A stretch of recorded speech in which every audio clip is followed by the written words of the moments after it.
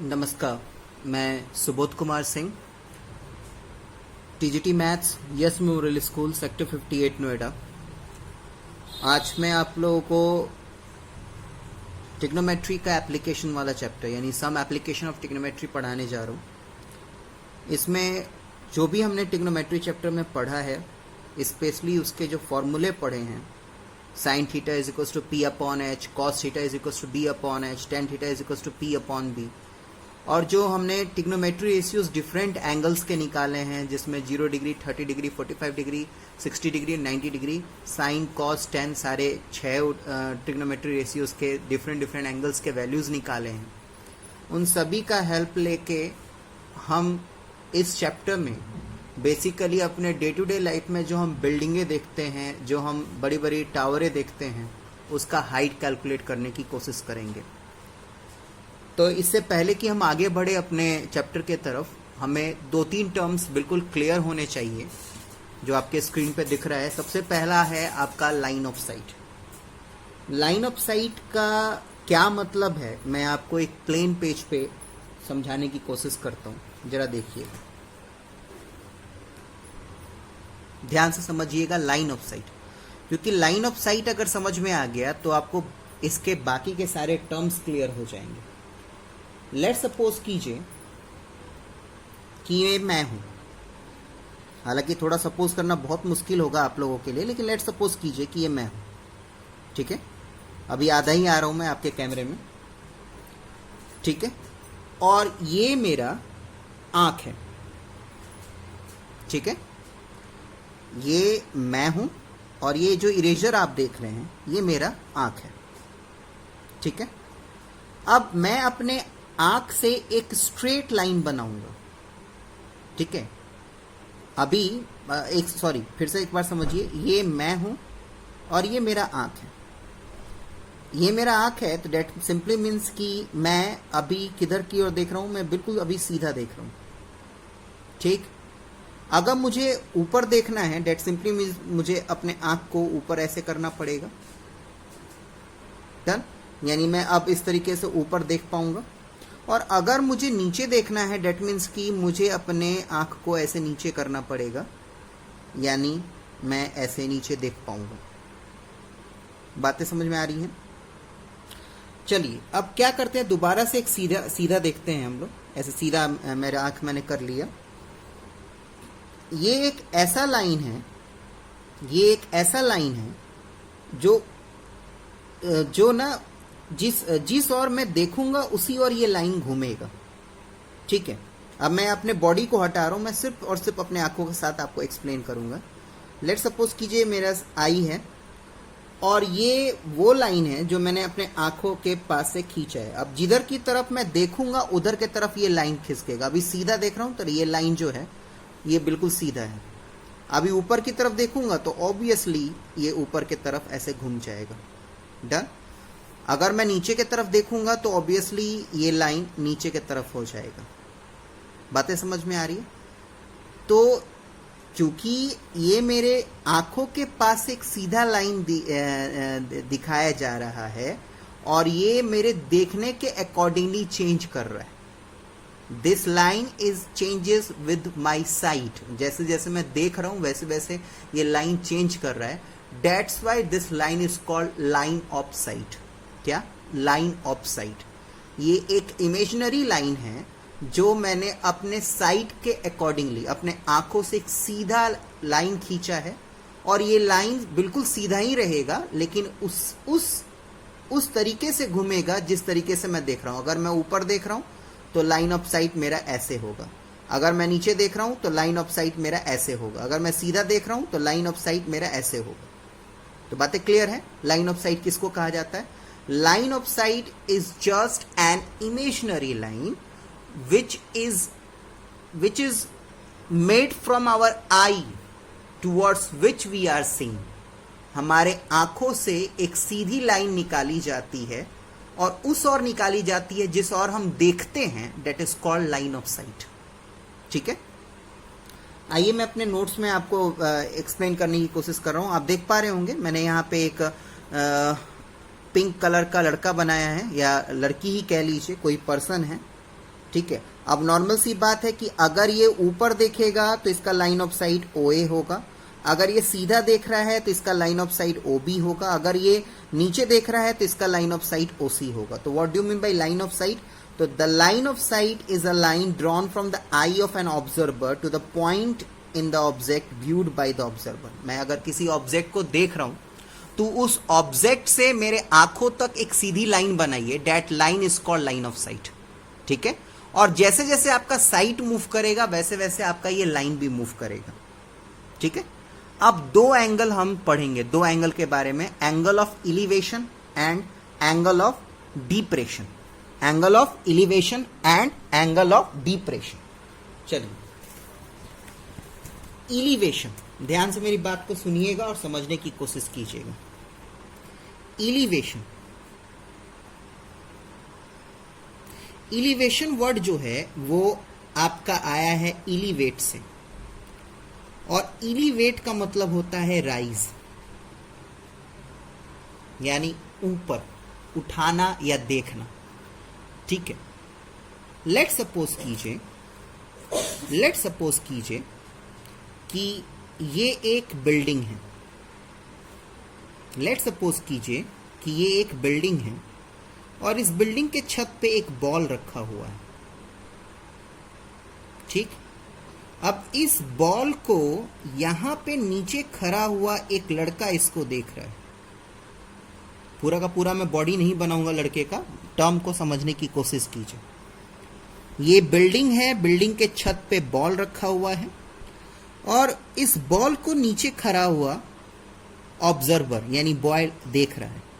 What is line of site? Line of sight is a line made from the eye of the observer to the object. तो obviously line of sight यही होगा। ठीक। अब एक horizontal line समझिए। Horizontal line क्या होता है? हॉरिजेंटल लाइन वो लाइन होता है जो कि हम ग्राउंड के लेवल पे हम बनाते हैं। This one is called horizontal line. ठीक है। हॉरिजेंटल लाइन अगर ज़्यादा नहीं समझ में आ रहा है कि क्या हो रहा है, ये एक्चुअली में क्या है, it is just a horizontal. Horizontal और वर्टिकल आपको पता है। ठीक है। किसको हॉरिजेंटल कहते हैं? हॉरिजेंटल लाइन इसको कहते हैं, वर्टिकल लाइन इसको कहते हैं। ठीक है। तो what is horizontal line? Horizontal line is basically what it is basically the parallel line which is made with the it is a line which is made parallel to the earth surface.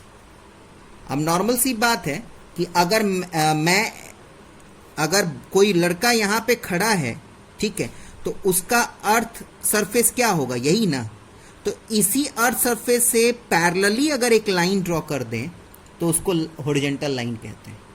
या अभी आप फिलहाल इतना समझिए कि अगर आप एक राइट एंगल ट्राइंगल बना रहे हैं तो उसका base is the horizontal line, that's it. अगर आपको अब नहीं ज्यादा समझ में आ रहा है, हालांकि बिल्कुल छोटा सा टर्म है horizontal line. Horizontal line is nothing, एक हॉरिजेंटल लाइन बना दीजिए, that is called horizontal line. ठीक है। तो आइए हम यहाँ पे हम बात कर रहे थे एंगल ऑफ एलिवेशन की। तो ये लाइन ऑफ साइट था और ये हॉरिजेंटल लाइन था। इस हॉरिजेंटल लाइन और लाइन ऑफ साइट के बीच में जो एंगल बन रहा है ना, that is called angle of elevation. What is angle of elevation? It is an angle which is made between line of sight and horizontal line when the person is seeing the object upward. अगर कोई person किसी object जो कि ऊपर रखा हुआ है उसको देखेगा तो उसके लाइन ऑफ साइट और हॉरिजेंटल लेवल या हॉरिजेंटल लाइन के बीच में जो एंगल बनेगा that is called angle of elevation. ठीक है बाबू।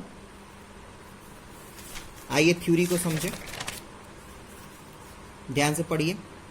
The word elevation is taken from elevate which means rise. Thus angle of elevation form when a person see upward. Done. आगे बढ़ते हैं। Angle of elevation can be defined as angle between line of sight and horizontal line when a person see object cap upward. जैसे कि ये diagram आपको दिख रहा होगा, ठीक है। ये ऑब्जर्वर का आई है, ये कोई ऑब्जेक्ट है, ठीक है। ये हॉरिजेंटल लाइन है, ये लाइन ऑफ साइट है, तो this one is angle of elevation, ठीक है। नेक्स्ट, अब कुछ नोट्स हैं, नोट्स को पढ़िए, बहुत इंपॉर्टेंट नोट्स है, पढ़िए ध्यान से। ये सबसे पहले हॉरिजॉन्टल लाइन के बारे में बात करेंगे। वो लाइन जो अर्थ के सरफेस से पैरेलल बनाया जाता है उसको हॉरिजॉन्टल लाइन कहते हैं। A plane parallel to the earth surface is called horizontal plane and a line drawn parallel to the horizontal plane is called horizontal line. कुछ नहीं है बाबू, अर्थ से पैरेलली एक लाइन ड्रॉ कीजिए, वो आपका हॉरिजॉन्टल लाइन होगा, दैट्स इट। ठीक है, ये बहुत इंपॉर्टेंट पॉइंट है, ध्यान से पढ़ेंगे, बहुत ही ज्यादा इंपॉर्टेंट पॉइंट है ये वाला, सेकेंड वाला ध्यान रखिएगा। इसको मैं डायग्राम मैंने बनाया है, यहाँ पे नहीं बनाया, नेक्स्ट पेज में बनाया, उस चीज को मैं दिखा रहा हूँ आपको डायग्राम को। उसमें क्या मैं बताने की कोशिश कर रहा हूँ आपको सब कुछ क्लियर हो जाएगा। ये बिल्डिंग है बाबू, यहाँ पे कोई ऑब्जेक्ट रखा हुआ है और ये कार है, इस कार में आप सवार हैं और आप कार भी चल रही है और कार में बैठे बैठे आप इसको ऑब्जर्व कर रहे हैं, यानी आप ऑब्जर्वर हैं।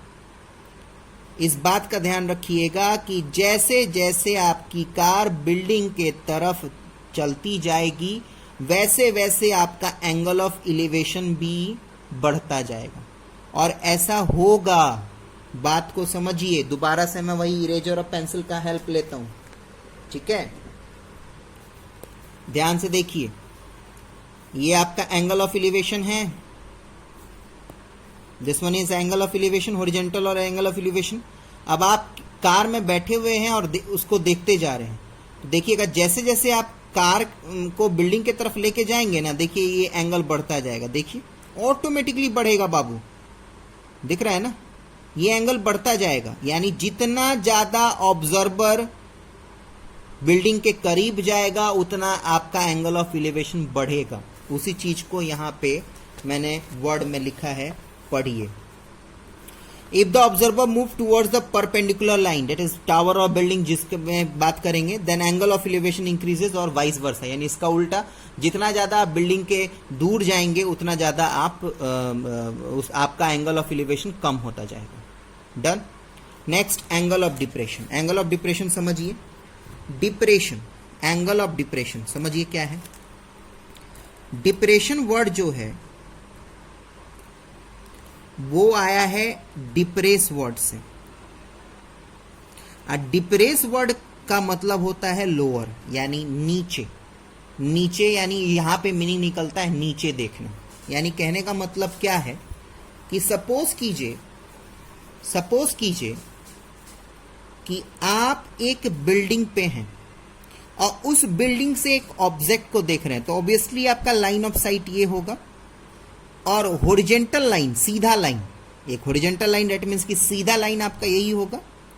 आपकी लाइन ऑफ साइट में जब आप ऊपर से नीचे की तरफ देख रहे हैं तो उस समय जब आपका लाइन ऑफ साइट और हॉरिजॉन्टल लाइन के बीच में जो एंगल बनेगा ना, that angle is called angle of depression. और ध्यान रखिएगा जैसे जैसे आपका ऑब्जेक्ट बिल्डिंग से दूर होता जाएगा वैसे वैसे एंगल ऑफ डिप्रेशन घटता जाएगा। दिखाऊं मैं डायग्रामेटिकली? तो देखिए डायग्राम को। यहां पे आप हैं और इस कार को ऑब्जर्व कर रहे हैं, आप ऑब्जर्वर हैं, ये कार आपके लिए ऑब्जेक्ट है। अभी कार जैसे जैसे दूर होती जाएगी ना, जैसे जैसे दूर होती जाएगी वैसे वैसे आपका एंगल ऑफ एलिवेशन घटता जा रहा है। दिख रहा है आपको? पक्का? नेक्स्ट, तो यहां पे मैंने उसी चीज को नोट में क्लियर किया है। Object move away from the building, the angle of depression goes on decreasing and vice versa. Clear है बेटा? नेक्स्ट, कुछ इंपॉर्टेंट पॉइंट है। एक्चुअली में बात को समझिए, यहां पे एंगल ऑफ एलिवेशन और एंगल ऑफ डिप्रेशन जो है ना, वो दो डिफरेंट सिचुएशन है, दो डिफरेंट सिचुएशन है।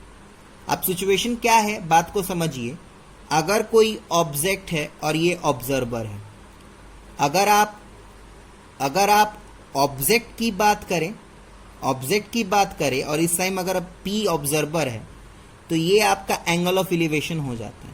अगर ये पी ऑब्जर्वर है और ये ऑब्जेक्ट हो जाएगा तो ये वाला एंगल डिप्रेशन हो जाता है। यानी एंगल ऑफ डिप्रेशन और एंगल ऑफ एलिवेशन बिल्कुल इक्वल होता है बाबू, इस बात का ध्यान रखिएगा। बस शर्त यही है कि ऑब्जेक्ट और ऑब्जर्वर बदलना नहीं चाहिए। यानी कहने का मतलब क्या है कि लेट सपोज कीजिए कि आप इसको ऑब्जर्वर ले रहे हैं, इसको ऑब्जेक्ट ले रहे हैं, और आपका एंगल ऑफ डिप्रेशन जो है वो 30 डिग्री है, तो आपका एंगल ऑफ एलिवेशन भी 30 डिग्री होगा। बस शर्त यही है कि जिस ऑब्जेक्ट को आप देख रहे हैं वो चेंज नहीं होना चाहिए, ठीक है, उसका प्लेस भी चेंज नहीं होना चाहिए। ऑब्वियसली प्लेस चेंज होगा तो बेटा थीटा एंगल चेंज होगा, इतना समझदारी आप लोग के भी अंदर है, ठीक है। यानी कहने का मतलब क्या है कि आप जैसे अब यहाँ पे आप खड़े हैं, ठीक, यहाँ पे आप खड़े हैं और ये ऑब्जेक्ट है, इसको आप देख रहे हैं, तो अगर आपका एंगल ऑफ एलिवेशन 60 डिग्री है तो आपका एंगल ऑफ डिप्रेशन भी 60 डिग्री होगा। बात क्लियर है? नेक्स्ट,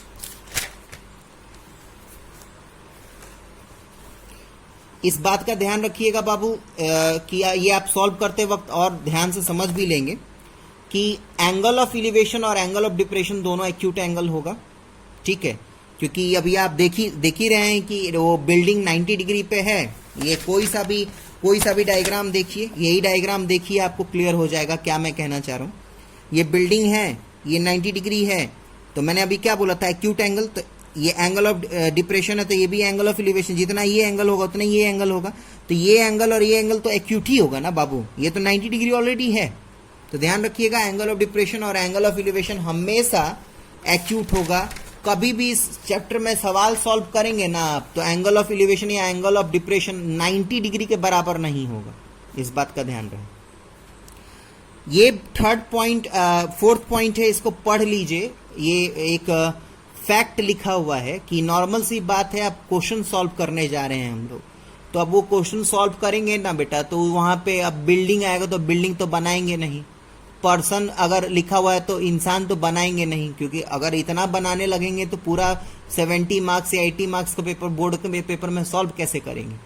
तो इसीलिए इस बात का ध्यान रखिएगा कि अगर बिल्डिंग, टावर, ट्री, कुछ भी लंबा चीज आया तो उसको लाइन से रिप्रेजेंट करेंगे, और ऑब्जर्वर जनरली जो पर्सन होगा उसको हम एक पॉइंट से रिप्रेजेंट करेंगे, वहां पे हम पॉइंट ऑब्जेक्ट ले लेंगे। बात समझ में आया? तो यहाँ पे इस चैप्टर का थ्योरी खत्म हुआ। आइए चलिए एक्सरसाइज के तरफ लेके चलूं मैं। एक्सरसाइज के तरफ जैसे आप बढ़ेंगे तो आपका थोड़ा कॉन्सेप्ट भी बिल्डअप होगा, ठीक है। आइए एक लाइन से चलते हैं।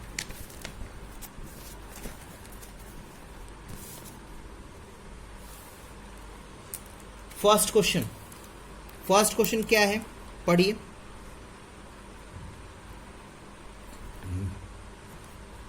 फर्स्ट क्वेश्चन क्या है, पढ़िए। A circus artist is climbing a 20 metre long rope which is tightly stretch and tight from the top of the vertical pole. ठीक है बाबू, अब इस बात का ध्यान रखिएगा, जनरली जब आप कोई भी अदर सोल्यूशन नेट पे या बुक, किसी भी बुक में अगर आप देखेंगे तो वहाँ पे नॉर्मली ट्रायंगल से सारी चीज़ें लिखी हुई रहती हैं, लेकिन मैं ये कहता हूँ कि बेटा आप ना थोड़ा रियल लाइफ डायग्राम बनाइए ताकि थोड़ा अंडरस्टैंडिंग आपका बढ़े। नॉर्मल सी बात है कि पोल है और यहाँ से एक रस्सी खींच के जमीन पे बांधेंगे, ठीक है। अब ये जो सर्कस का आर्टिस्ट है ये रस्सी पे ऐसे चलते हुए पोल पे पहुंचेगा। पढ़िए। तो इस बात का ध्यान रखिएगा कि अब इतना मोटा जो मैंने रेक्टेंगुलर शेप का पोल बनाया है, ठीक है, तो जब आप सॉल्व करेंगे ना तो सॉल्व करते वक्त आप बस मैं जितना दूर हाथ चला रहा हूं उतने ही को रेक्टेंगल की तरह एज्यूम करेंगे। दिख रहा है ना? इसी को आप रेक्टेंगल कह रहा हूं मैं, ट्रायंगल की तरह, इसी ट्रायंगल को आप ट्रीट करेंगे अपने सॉल्यूशन के लिए। आप इतने मोटे पोल को नहीं ये करेंगे, एज्यूम करेंगे। क्यों? क्योंकि ये बस रिप्रेजेंटेशन करने का तरीका है, ठीक है। दोबारा से क्वेश्चन को पढ़िए। A circus artist is climbing a 20 metre long rope, 20 metre long rope, अब ये रस्सी का मेजरमेंट कितना है, 20 metre, which is tightly stretched and tied from the top of the vertical pole to the ground. Find the height of the pole. Find the height of the pole. So let the height of the pole be x. Find the height of the pole. ठीक है. If the angle made from the rope with the ground level is 30 degree. ठीक है, जो angle जो रस्सी बना रहा है ग्राउंड के साथ वो 30 डिग्री का एंगल बना रहा है बेटा, ठीक है। अब आपको क्या निकालना है, आपको पोल की हाइट निकालनी है। तो आप एक सबसे पहले तो आप ट्राइंगल जो आपको लेना है वो आप पहले देख लीजिए क्लियर। जो ABC आपको ट्राइंगल दिख रहा है तो बाबू उतना ही को देखिएगा, पोल का मोटाई मत देखिएगा, ये बस रिप्रेजेंट करने का तरीका है, नथिंग एल्स। डन, आगे बढ़े। चलिए अब बात आती है 3 चीज की।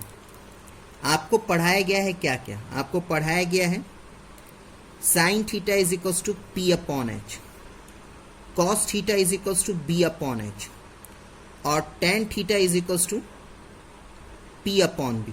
बस इन्हीं 3 फॉर्मूले का यूज करना है बेटा, और बाकी आपको 30 degree, 0 degree, 45 degree, 60 degree, 90 degree के डिफरेंट साइन, कॉस और टेन के वैल्यूज याद होने चाहिए। बाकी आपका ये एक्सरसाइज पूरा आराम से हो जाएगा। अब आइए बात करते हैं कि इन तीनों में से कौन सा हम लें।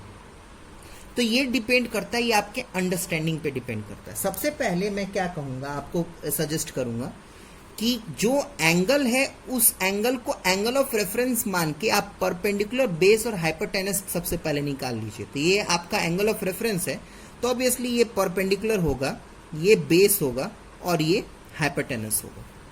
ठीक, अब आपको दिया क्या है, आपके पास हाइपोटेनस है, एंगल ऑफ रेफरेंस है, आपको निकालना क्या है, पोल की हाइट, यानी एक्चुअल लैंग्वेज में बोले तो मुझे परपेंडिकुलर निकालना है। तो सीधा सीधा अंडरस्टैंडिंग बनाइए बेटा, आपके पास H दिया है, P निकालना है। आपके पास क्या दिया है, H दिया है, P निकालना है, और थीटा 30 डिग्री भी दिया है। तो ऑब्वियसली आप साइन थीटा का यूज करेंगे ना, कॉस थीटा का आप यूज तो करेंगे नहीं, क्योंकि बेस निकाल के करेंगे क्या, बेस तो पूछा ही नहीं है। बात समझ में आया। और रहा बात टेन का, तो टेन मैं इसलिए नहीं यूज करूंगा, हालांकि इसमें परपेंडिकुलर है लेकिन बेस नहीं दिया हुआ है। हमारे पास फॉर्मूले में 3 क्वांटिटी, थीटा 1, P 2 और H 3।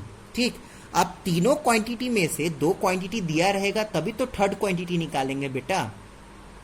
अब ये वाला फॉर्मूला मेरे इस क्वेश्चन के साथ इसलिए फिट बैठ रहा है कि मुझे यहाँ पे पोल का हाइट यानी परपेंडिकुलर निकालना है। हाइपोटेनस दिया है, थीटा दिया है, इसको क्यों नहीं ले सकता, क्योंकि बेस नहीं दिया है। ठीक, बेस मुझे निकालना नहीं है, सॉरी, हाइपोटेनस और थीटा तो दिया लेकिन बेस निकालना नहीं है, तो मैं निकाल के करूंगा क्या।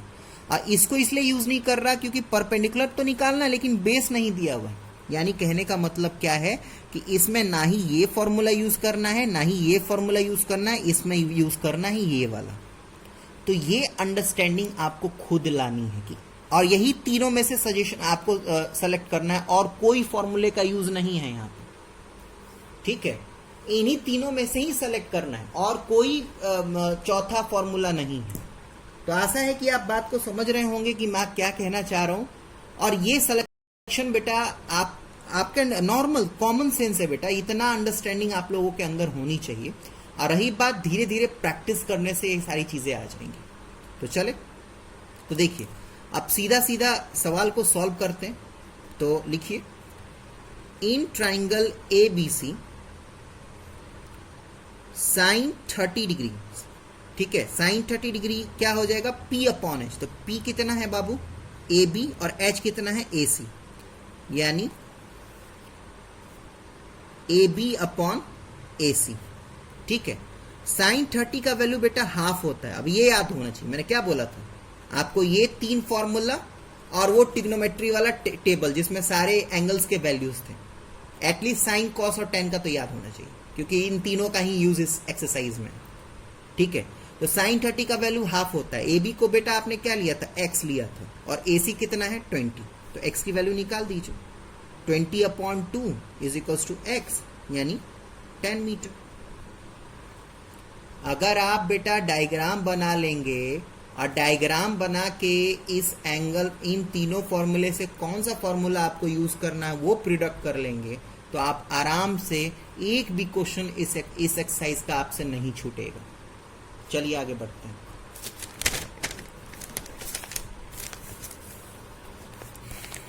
सेकेंड क्वेश्चन,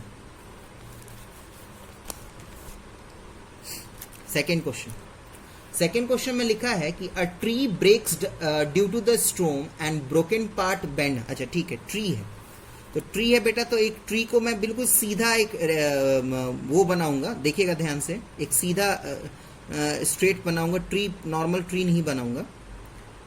ये डॉटेड लाइन से मैंने स्टार्टिंग में इसलिए बनाया है क्योंकि ये भाग टूट के गिर चुका है, ठीक। और ये मैंने बोल्ड लाइन से इसलिए बना दिया है क्योंकि ये भाग अभी भी जमीन के साथ जुड़ा हुआ है। और ये जो चीज है ना बेटा, ये वाला टूट के यहां पे गिर गया है ग्राउंड पे, और गिर के ये ग्राउंड के साथ 30 डिग्री का एंगल बना रहा है बेटा, ठीक। अब जहां पे पेड़ टूट के गिरा है और पेड़ का जो जड़ है, तो गिरने का और जड़ तक का जो डिस्टेंस है वो 8 मीटर का है, ठीक। और हमें अब क्वेश्चन में क्या सवाल पूछा जा रहा है? अब क्वेश्चन में कहा जा रहा है कि पूरे पेड़ का लंबाई निकालिए। चलें, अब इस बात का ध्यान रखिएगा कि मान लिया बाबू कि मैंने इसको x मान लिया, तो यही तो पार्ट कट के यहां पे गिरा है ना, जितना ये है उतना ही कट के गिर गया है, टूट के गिर गया है, कट के नहीं, टूट के गिर गया है। और ये जो बचा हुआ पार्ट है उसको मैंने y मान लिया। यानी अगर मुझे x और y की वैल्यू पता चल जाए तो मैं आराम से उन दोनों को जोड़ के और ट्री का हाइट निकाल सकता हूं। यानी सबसे पहले तो मैं कर क्या लेता हूं, मैं सबसे पहले ट्राइंगल का नाम ले लेता हूं, ट्राइंगल A, B और C, ठीक। चले, यानी अब हाँ, एक चीज और, एंगल के अकॉर्डिंगली मैं, ये मेरा एंगल है, उसके अकॉर्डिंगली मैं सारे कुछ चीज को डिफाइन कर लेता हूं। ये मेरा परपेंडिकुलर होगा बेटा, ये मेरा बेस होगा और ये मेरा हाइपोटेनस होगा, ठीक है। तो इस बात का ध्यान रखिएगा, यहां पे मुझे y और x दोनों निकालना है, यानी हाइपोटेनस और परपेंडिकुलर निकालना है। और जब मेरा मेजरमेंट x और y का आ जाएगा तो मैं अगर जोड़ देता हूं तो मेरा काम हो जाएगा। तो सबसे पहले मैं क्या करता हूं बेटा, सबसे पहले मैं h निकालने के लिए cos का हेल्प लेता हूं, ठीक है, cos का। क्यों? क्योंकि यहां पे बेस दिया है, h निकालना है, ठीक है। तो आप एक काम कीजिए, cos का हेल्प लीजिए, cos के हेल्प से आपके पास बेस है तो h निकल जाएगा, ठीक है। तो आपके पास क्या है बेटा, ध्यान से सुनिएगा, cos 30 डिग्री। अब cos 30 डिग्री होता है बेस अपॉन हाइपोटेनस, यानी आपका 8 और हाइपोटेनस आपका x है, ठीक है बेटा। cos 30 का वैल्यू होता है बेटा √3/2, ठीक है बाबू। cos 30 का वैल्यू होता है √3/2, 8/x। यानी यहां पे जो x का वैल्यू आएगा वो आएगा 8 × 2 √3, यानी बाबू ये आ जाएगा x = 16√3 मीटर, ठीक है। अब इसको रैशनलाइज कर लीजिएगा, तो रैशनलाइज करने का मतलब होता है डिनोमिनेटर से रूट हटाना, तो इसको √3 है, तो न्यूमरेटर और डिनोमिनेटर में √3 इंटू कर देंगे तो ये सॉल्व हो जाएगा। यानी ये आ जाएगा 16√3 अपॉन 3 मीटर, ठीक है बेटा, समझ में आया। अच्छा, एक चीज और बता दूं, बाई चांस अगर आपको रेशनलाइजेशन करने नहीं आता, बाई चांस आपको रेशनलाइजेशन करने नहीं आता, तो आप लोग मेरे चैनल का क्लास 9 नंबर सिस्टम वॉल्यूम 3 देख लीजिएगा। उसमें मैंने रेशनलाइजेशन बहुत अच्छे तरीके से और डिफरेंट क्वेश्चंस बताए हैं। क्लास 9 नंबर सिस्टम वॉल्यूम 3, क्योंकि इस चैप्टर में, इस चैप्टर में और इस एक्सरसाइज में रेशनलाइजेशन हर कदम पे आपका साथ नहीं छोड़ेगा, ठीक है बाबू। तो ये हो गया। अब चलिए y निकालते हैं। तो y, अब फिगर मैं दिखाऊंगा नहीं, फिगर आप लोगों के पास ऑलरेडी है, फिगर को ध्यान से देखिएगा। तो फिगर में y निकालने का मतलब है परपेंडिकुलर, और मेरे पास बेस दिया है, यानी मैं इस बार क्या करूंगा, मैं इस बार tan का हेल्प लूंगा, क्योंकि tan θ = P/B होता है। tan 30 का वैल्यू होता है बेटा 1/√3। P मैंने y ले रखा है, B मेरा 8 दिया हुआ है, ठीक है। यानी इस बार y जो आएगा मेरा वो आएगा 8√3। इसको भी मैं रेशनलाइज कर दूंगा, तो √3 यानी मेरा ये आ जाएगा 8√3/3 मीटर, ठीक है बेटा, ठीक है। अब मेरे पास x का वैल्यू आ गया, आप देख पा रहे होंगे मेरे पास x का वैल्यू आ गया, मेरे पास y का वैल्यू आ गया। अब इन दोनों को मैं जोड़ दूंगा तो मुझे ट्री का हाइट मिल जाएगा। ठीक, तो ट्री का हाइट निकालना है मुझे, तो ट्री हाइट जो है मेरा वो किसके बराबर हो जाएगा, x प्लस वाई, यानी 16√3/3 प्लस 8√3/3, ये हो जाएगा 24√3/3, और ये हो जाएगा बेटा आंसर 8√3 मीटर। ठीक है बेटा, नेक्स्ट क्वेश्चन में चलते हैं। थर्ड क्वेश्चन में देखिए कॉन्ट्रैक्टर को कॉन्ट्रैक्ट मिला है।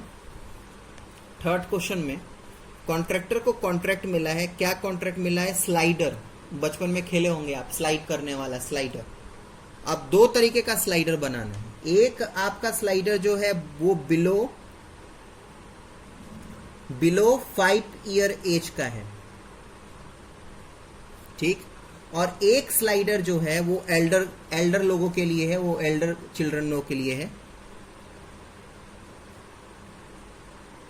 ठीक है, अब दोनों का मेजरमेंट बताता हूं। जो बिलो 5 ईयर्स से कम के बच्चों का है, उस स्लाइड का जो पोल का हाइट है, ये वाला हाइट, ये 1.5 मीटर है।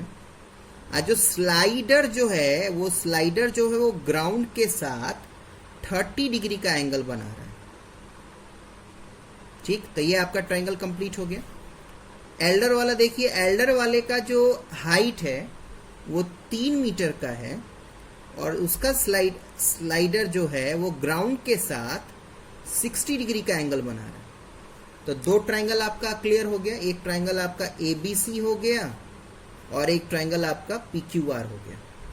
ठीक, इसके अकॉर्डिंगली ये P है, ये B है और ये H है। इसके अकॉर्डिंगली ये P है, ये B है और ये H है। ठीक है बाबू, अब मुझे निकालना क्या है, मुझे निकालना है स्लाइड का मेजरमेंट। तो लेट्स सपोज कीजिए कि मैं इसको x मीटर मान लेता हूं और इसको y मीटर मान लेता हूं। ठीक है, अब ध्यान से ट्रायंगल को देखिए। मेरे पास परपेंडिकुलर दिया हुआ है, थीटा दिया हुआ है, हाइपोटेनस निकालना है। तो कौन सा फॉर्मूला यूज करूंगा बेटा, obviously sin theta is equal to P/H। ठीक है ना बाबू, तो ऐसे ही प्रिडिक्ट करने की कोशिश कीजिए। हाइपोटेनस निकालना है, परपेंडिकुलर दिया हुआ है, थीटा दिया हुआ है, तो साइन का ही तो यूज करेंगे। ठीक है, तो फटाफट सॉल्व कीजिए। अब उसमें सोचने वाली बात कुछ भी नहीं है इसमें। तो sin 30 is equal to P/H, यानी 1.5/x।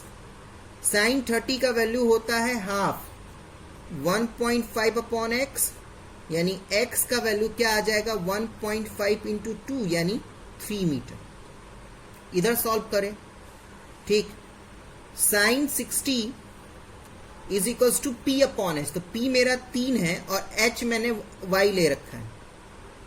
ठीक, यानी sin 60 का वैल्यू होता है √3/2। मैंने बोला था ना, ये सब वैल्यू याद होना चाहिए। √3/2 3/x। ठीक, यानी x का वैल्यू क्या हो जाएगा बेटा, 3 इंटू 2/√3, यानी बेटा क्या हो जाएगा 6√3। ठीक, इसको रेशनलाइज कर देंगे बाबू। तो रेशनलाइज कैसे करेंगे, तो √3/√3 ऊपर नीचे मल्टीप्लाई कर देंगे, तो ये हो जाएगा 6√3/3। कैंसिल होगा तो कैंसिल कर दीजिए, 3 2 जा 6, यानी 2√3 मीटर। क्लियर है, आगे बढ़िए।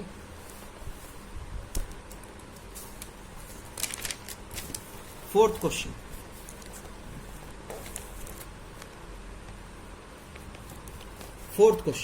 क्वेश्चन में है the angle of elevation of the top of the tower. अब एक टावर ले लेते हैं, उस टावर का एंगल ऑफ एलिवेशन जो है वो ग्राउंड के साथ 30 डिग्री का है। ठीक है, पढ़िए।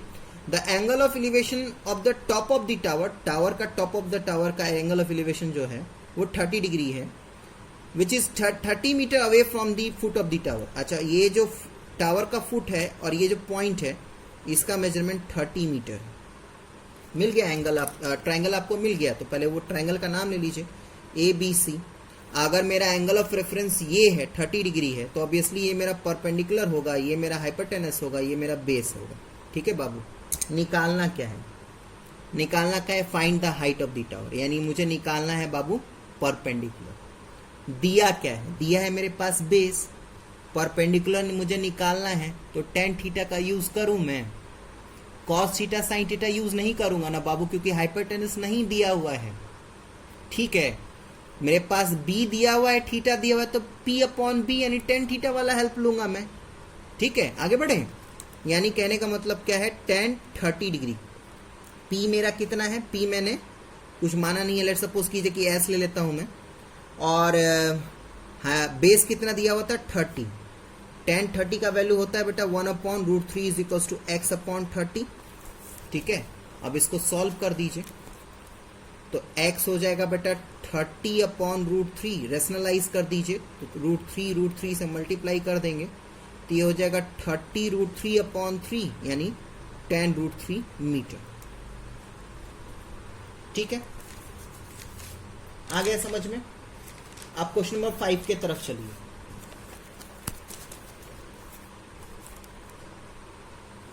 क्वेश्चन नंबर 5 के तरफ चलिए। क्वेश्चन नंबर 5 में क्या है? A kite is flying at a height of 60 metre. एक पतंग बनाइए, वो जो पतंग है वो आपके ग्राउंड से कितने मीटर हाइट पे बेटा उड़ रहा है? 60 मीटर के हाइट पे उड़ रहा है। चलें, a kite is flying at a height of 60 metre above the ground.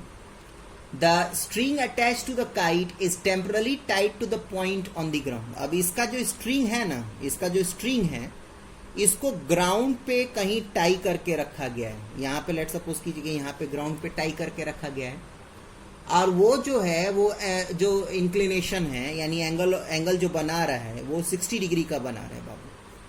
ठीक है, अब क्या करना है आपको स्ट्रिंग का लेंथ निकालना है। ये जो धागा आपने बांधा ग्राउंड पे पतंग का, उसका मेजरमेंट निकालना है। लेट सपोज कीजिए कि x मीटर है, तो आपको ट्रायंगल मिल गया। नाम दीजिए ट्रायंगल का, ट्रायंगल का नाम देंगे तो क्या आएगा? A B C। ये एंगल ऑफ रेफरेंस है, तो इसके अकॉर्डिंगली ये मेरा परपेंडिकुलर हो जाएगा, ये बेस हो जाएगा, ये हाइपोटेनस हो जाएगा। अब बाबू देखिए क्या है, यहाँ पे मेरे पास परपेंडिकुलर और थीटा दिया हुआ है, h निकालना, तो साइन का निकालेंगे।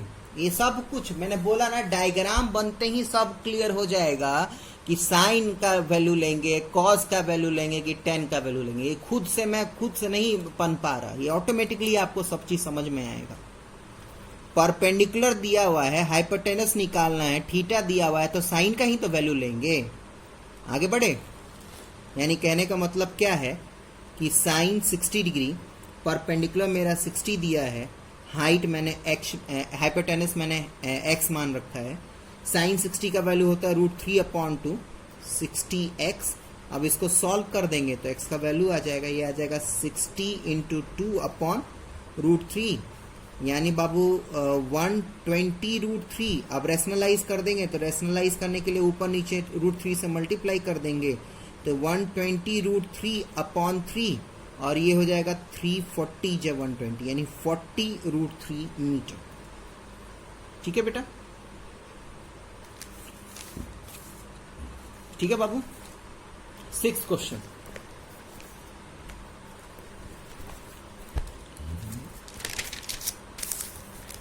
पे चलते।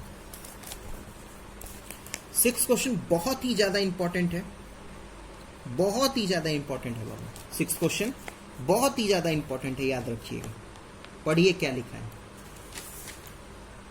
अ 1.5 मीटर टॉल बॉय। अब देखिए, जब बॉय का हाइट बोल दिया ना, तो यहाँ पे बॉय को पॉइंट नहीं लेंगे, उसका हाइट जरूर डिफाइन करेंगे। बहुत इंपॉर्टेंट क्वेश्चन है, बिल्कुल ध्यान से समझिएगा, मैं अच्छे तरीके से समझा रहा हूं आपको।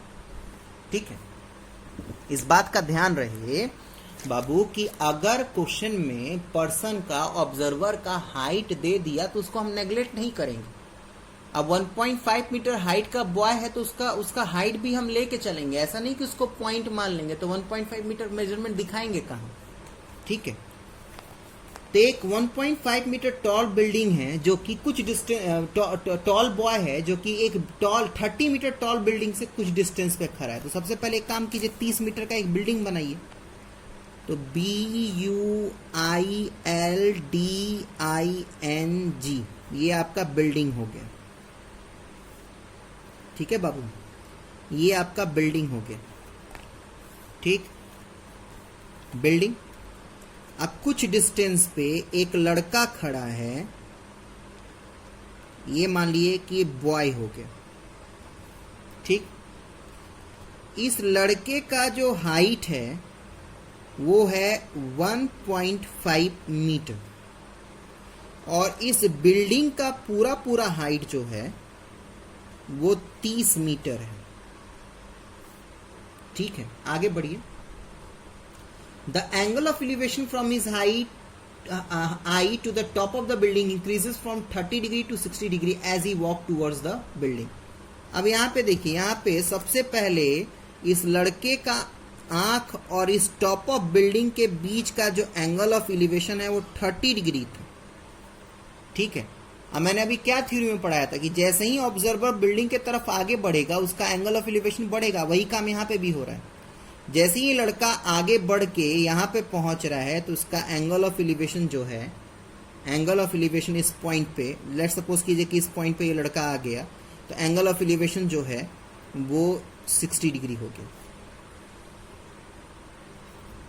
ठीक है, निकालना क्या है, find the distance he walk towards the building. अब देखिए, जो ब्लैक पेन से जो मैं दिखा रहा हूँ ना, उसी का मेजरमेंट आपको निकालना है। आपको ये निकालना है। मान लिया कि ये जो डिस्टेंस बॉय ने कवर किया वो x मीटर है। ठीक है, तो अब ऑब्वियसली इसको भी कुछ ना कुछ मानना पड़ेगा, तो मान लेते हैं कि ये y मीटर है। और क्या कर सकते हैं, ठीक है। अब पूरा का पूरा एंगल को मैं कंस्ट्रक्ट कर दूं और सबका नाम दे दूं। सबसे पहले तो मैं नाम दे दूं, ब्लैक पेन से ही लिखूं ताकि आप लोगों को क्लियरली दिखे। A B C D E सबका नाम दे दिया बाबू। कब पता नहीं किसका यूज आ जाए। अच्छा, इस बात का कैलकुलेशन भी कर लें, इधर थोड़ा सा ध्यान दीजिएगा। ये पूरा 1.5 मीटर है ना बेटा, जब लड़का है तो यहाँ तक का 1.5 मीटर, तो ऑब्वियसली इस बिल्डिंग का जो बचा हुआ हाइट होगा वो 28.5 मीटर होगा। यानी कहने का मतलब क्या है, ए बी का मेजरमेंट 28.5 होगा और बी सी का मेजरमेंट 1.5 मीटर होगा। चले, ठीक है। निकालना क्या है मुझे, निकालना है मुझे ये, ठीक, ये निकालना है। यानी अगर मैं इस ट्राइंगल को देखूं, जरा ध्यान से सुनिएगा मैं क्या कहना चाह रहा हूँ। इस ट्राइंगल को अगर बाबू मैं देखूं ध्यान से, तो परपेंडिकुलर दिया हुआ है, एंगल दिया हुआ है, और बेस ही तो निकालना है ना एक तरीके से, तो ऑब्वियसली 10 का हेल्प लूंगा मैं। ठीक है, तो सबसे पहले, अच्छा मैंने इसका नाम नहीं दिया, यहाँ पे F लिख देता हूँ। सबसे पहले मैं 10 ट्राइंगल ABF ले रहा हूँ। ABF दिख रहा है आपको, ABF। तो ABF में 1060 जो होगा वो परपेंडिकुलर अपॉन बेस होगा, यानी 28.5 अपॉन वाई। वही लिख रहा हूँ बाबू, देखिए 1060 डिग्री जो होगा, what will be 1060 degree, it is P upon B, यानी 28.5 अपॉन वाई। और 1060 का जो वैल्यू होता है ना बाबू, वो √3 होता है। ये सब याद होना चाहिए। 28.5 अपॉन वाई, सॉल्व कीजिए तो ये y is equals to 28.5 upon √3। अब ऐसे ही नहीं छोड़ देंगे, रेशनलाइज कीजिए तो √3 अपॉन √3, यानी 28.5 इंटू √3 अपॉन 3, √3 इंटू 3 हो जाएगा। अब 3 से इसको इंटू कैंसिल आउट कर दिए तो 3 9 जा 27 और 3 5 जा 15, यानी ये ओवरऑल आपका सॉल्व करके आएगा 9.5 √3 मीटर। वाई का मेजरमेंट आपके पास आ गया। ठीक है, अब एक काम करते हैं, इस पूरे ट्राइंगल को लेते हैं ABE, ताकि पूरा BE आ जाए, यानी पूरा x प्लस वाई का वैल्यू आ जाए। y आपको पता है ही, जब ये पूरा वैल्यू आ जाएगा तो y को माइनस कर दीजिएगा, x का वैल्यू पता चल जाएगा। चलें, वही कीजिए। तो मैं अब यहाँ पे मैं ले रहा हूँ ट्राइंगल ABE से ध्यान से सुनिएगा, 1030 का वैल्यू, तो tan 30 इज इक्वल्स टू मेरा हो जाएगा P यानी 28.5 अपॉन B। अब B मेरा बेस जो है मेरा वो x प्लस वाई है, चल रहे हैं आप। tan 30 जो है वो 1/√3 होता है, 28.5 x प्लस वाई। चले आगे बढ़िए, यानी इसको सॉल्व करें तो ये हो जाएगा बाबू x प्लस वाई और 28.5 इंटू √3। ठीक है, ध्यान दीजिएगा x plus y is equal to 28.5 √3। अब इसको आगे सॉल्व करते हैं। दोबारा से मैं लिख लूं, मेरे पास आया था क्या, मेरे पास आया था बेटा x plus y is equals to 28.5 √3। और y का वैल्यू आप चेक कर लीजिए। y का वैल्यू आया था बेटा आपका 9.5 √3 इज इक्वल्स टू 28.5 √3। अब x का वैल्यू निकालना तो ऑब्वियसली इसको ले जाके इधर माइनस कर देंगे, तो x is equals to 28.5 √3 minus 9.5 √3। अब इसको माइनस करेंगे बाबू तो आंसर आएगा 1.9 √3 मीटर। ठीक है, तो 6 क्वेश्चन बहुत इंपॉर्टेंट है बेटा, बिल्कुल ध्यान से पढ़िएगा। नेक्स्ट 7th क्वेश्चन और 8th क्वेश्चन बिल्कुल सेम है, बिल्कुल हूबहू सेम है, थोड़ा सा का अंतर है। 7th इंपॉर्टेंट है तो ऑब्वियसली 8th भी इंपॉर्टेंट होगा। मैं 7th सॉल्व कर देता हूं, आपको 8th का डायग्राम भी बना देता हूं, आपको वैल्यूज भी बता दूंगा क्या लेना है। आप 8th खुद से सॉल्व करके देखिएगा।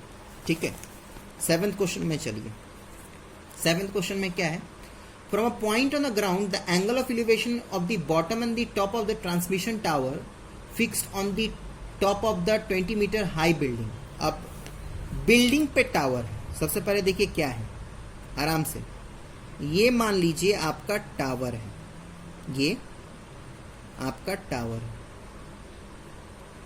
आइए किसके ऊपर फिट किया है बेटा, बिल्डिंग पे।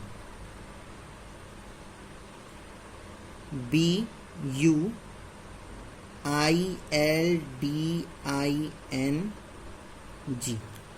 ये सब बिल्डिंग के ऊपर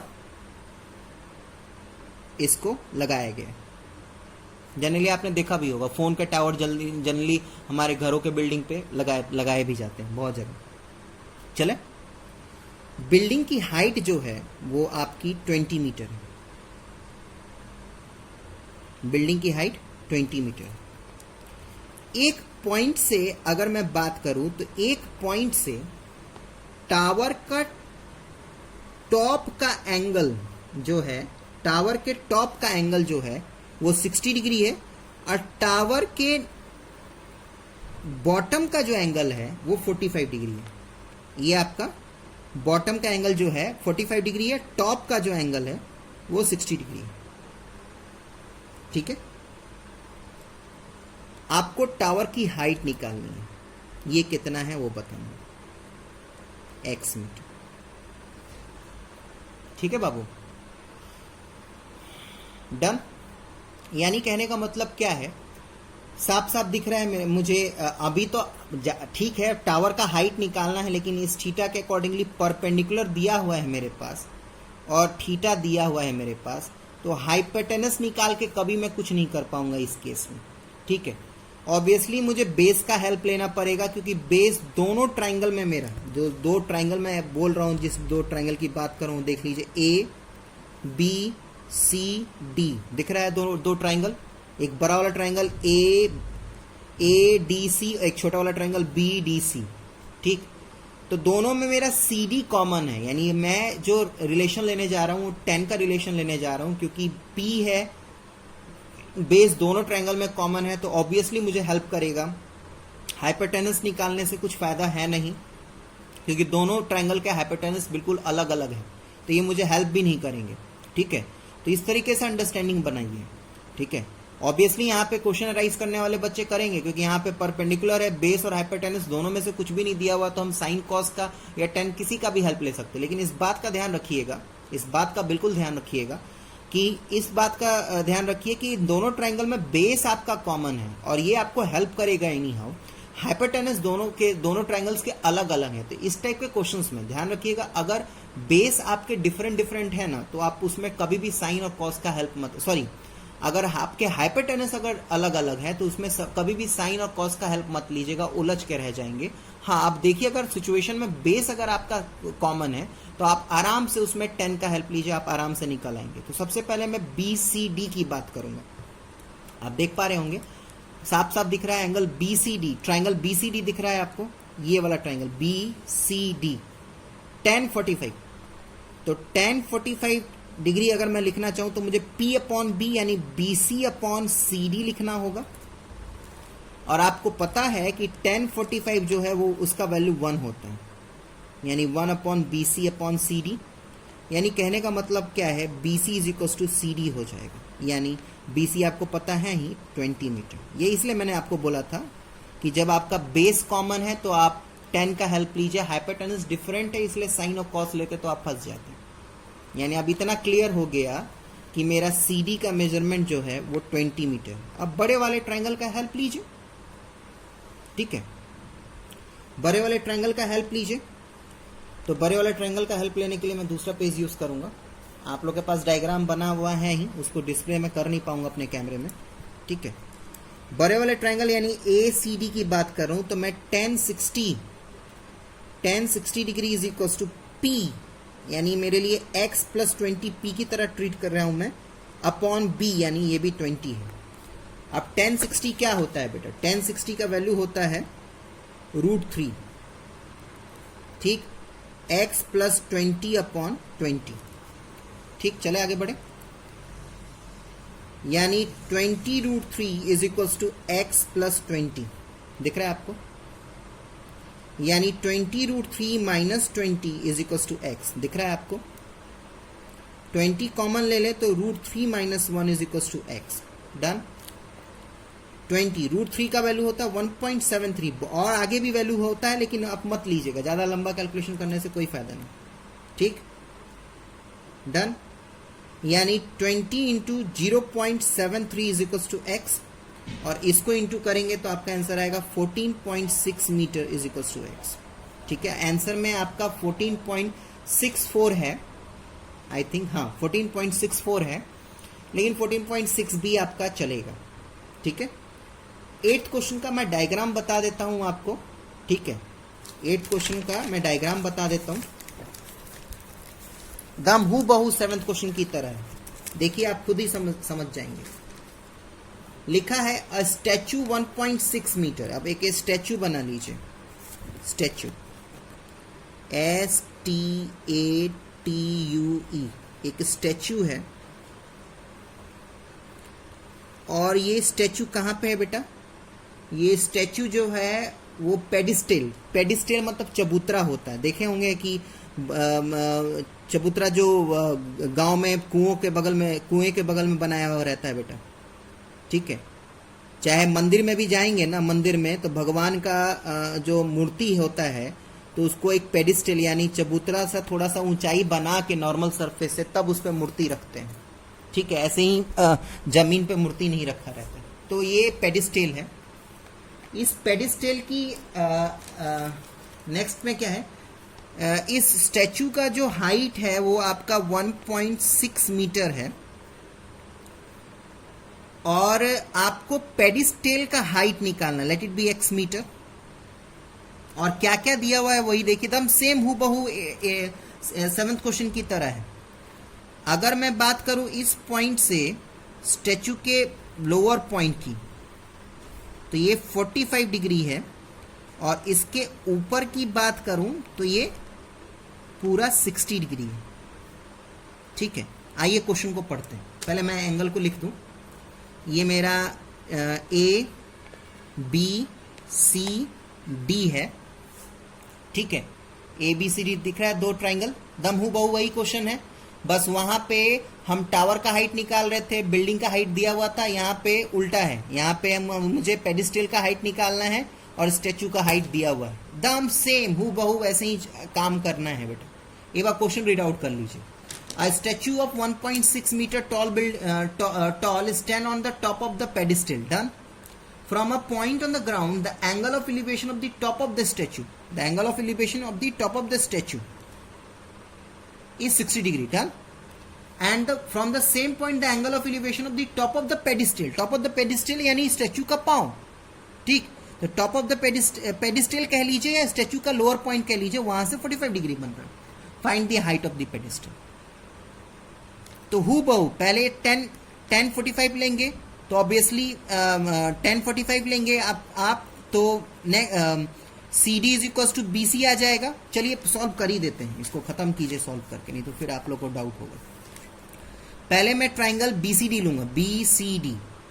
तो बीसीडी लूंगा तो मेरा उसमें क्या हेल्प मिल जाएगा, 1045 degree is equals to x upon C D. ठीक, यानी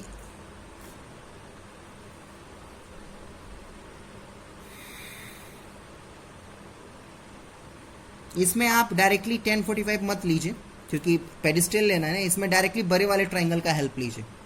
बड़े वाले ट्राइंगल का कहने का मतलब क्या है, triangle A C D, triangle A C D का हेल्प लीजिए.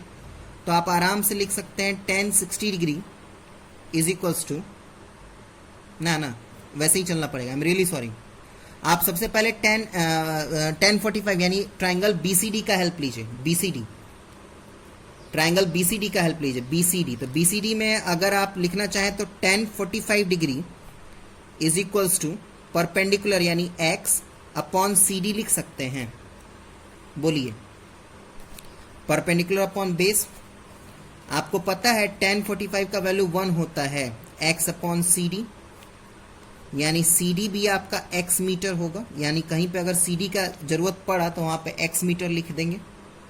अब बड़ा वाला ट्राइंगल लीजिए. बड़ा वाला ट्राइंगल कहने का मतलब क्या है, ट्राइंगल ए सी डी का हेल्प लीजिए. तो ट्राइंगल ए सी डी का हेल्प लेंगे तो देखिए क्या होगा, 1060 degree is equals to perpendicular यानी 1.6 प्लस एक्स अपॉन बेस यानी सी डी. 1060 का वैल्यू होता है बेटा √3, 1.6 प्लस एक्स, और अभी सी डी का वैल्यू क्या निकाला बेटा, एक्स अभी निकाला, इसलिए मैंने दोबारा काट के निकाला आपके लिए. ठीक, ये मल्टीप्लाई कर दीजिए तो √3x is equals to 1.6x. इसको सॉल्व कीजिए तो √3x minus x is equals to 1.6. ठीक, डन. √3 बाहर निकाल लीजिए, सॉरी x बाहर निकाल लीजिए तो √3 माइनस 1 इज इक्वल्स टू 1.6, यानी x का वैल्यू निकालना है तो 1.6 अपॉन √3 माइनस 1. अब इसको रैशनलाइज कर दीजिए. तो इस तरीके का अगर रैशनलाइजेशन है तो कॉन्जुगेट यानी √3 माइनस 1 है ना, तो √3 प्लस 1 जो है होगा वो कॉन्जुगेट होगा. तो कॉन्जुगेट से ऊपर नीचे मल्टीप्लाई करेंगे. ये सब कुछ रैशनलाइजेशन है बेटा.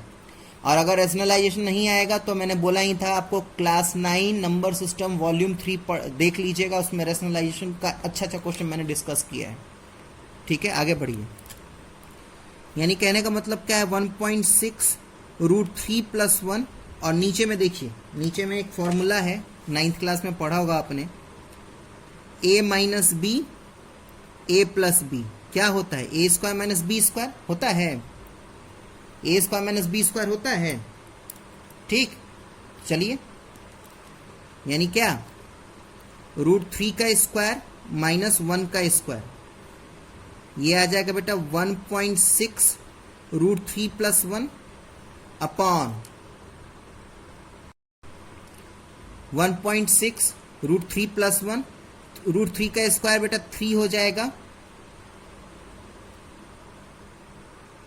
√3 का स्क्वायर बेटा 3 हो जाएगा, और 1 का स्क्वायर आपका 1 हो जाएगा, यानी 1.6 √3 प्लस 1 अपॉन 2. इसको सॉल्व कर दीजिए, कैंसिल होके ये 0.8 हो जाएगा, यानी 0.8 √3 प्लस 1 मीटर. यही आपका आंसर है. ठीक है बाबू. तो इस वीडियो में बस इतना ही बेटा. क्वेश्चन नंबर 8 तक मैंने समझाया. ठीक है, बाकी के 8 क्वेश्चन मैं आपको सेकेंड वॉल्यूम में, इस चैप्टर के सेकेंड वॉल्यूम में रिकॉर्ड करके सेंड करूंगा. तब तक के लिए थैंक यू, टेक केयर.